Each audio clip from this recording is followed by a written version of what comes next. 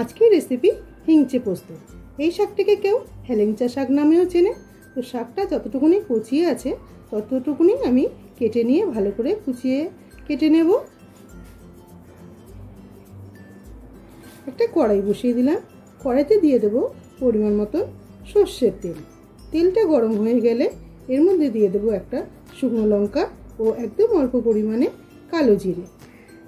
ফোড়নটা ভাজা হয়ে গেলে একটা আলু আমি বড় সাইজের নিয়েছি, এখানে কুচিয়ে আলু ভাজার মতো কেটে নিয়েছি। আলুটা দিয়ে দেব। আলুটা দিয়ে একটু লাল লাল করে ভেজে নেব।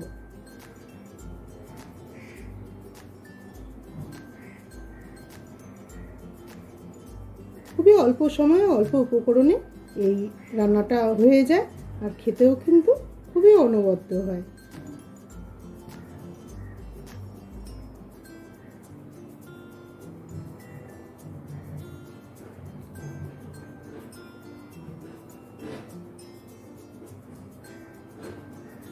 হালকা লাল করে আমি আলুটা ভেজে নিয়েছি।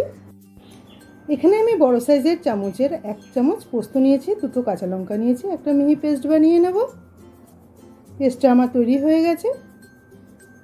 আলুটা লাল লাল করে ভেজে নেওয়ার পর এখানে অল্প করে হলুদ গুঁড়ো ও পরিমাণ মতো নুন দিয়ে দেব। হলুদের কাঁচা গন্ধটা চলে যাওয়া অবধি আমি আলুটা আরও একবার ভেজে নেব। এবার কেটে নেওয়া শাকটা এর মধ্যে দিয়ে দেব। দিয়ে শাকের থেকে জলটা যতক্ষণে না শুকায় ততক্ষণে ভালো করে ভাজা ভাজা করে নেব। এই পদ্ধতিতে যদি তোমরা বানিয়ে নাও একবার, হিংচে পোস্ত দারুণ হবে খেতে।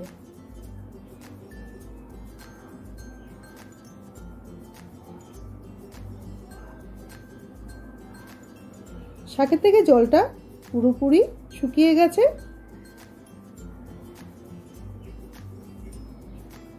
এবার পোস্ত ও কাঁচা লঙ্কা বাটাটা দিয়ে দেব, দিয়ে ভালো করে নাড়িয়ে দেব।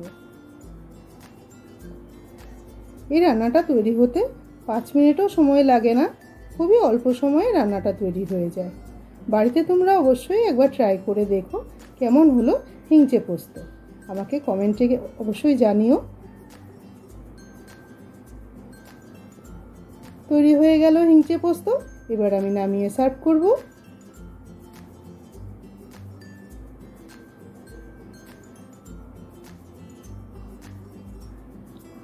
খুবই অল্প সময়ে অল্প উপকরণে তৈরি হয়ে যায় হিংচে পোস্ত।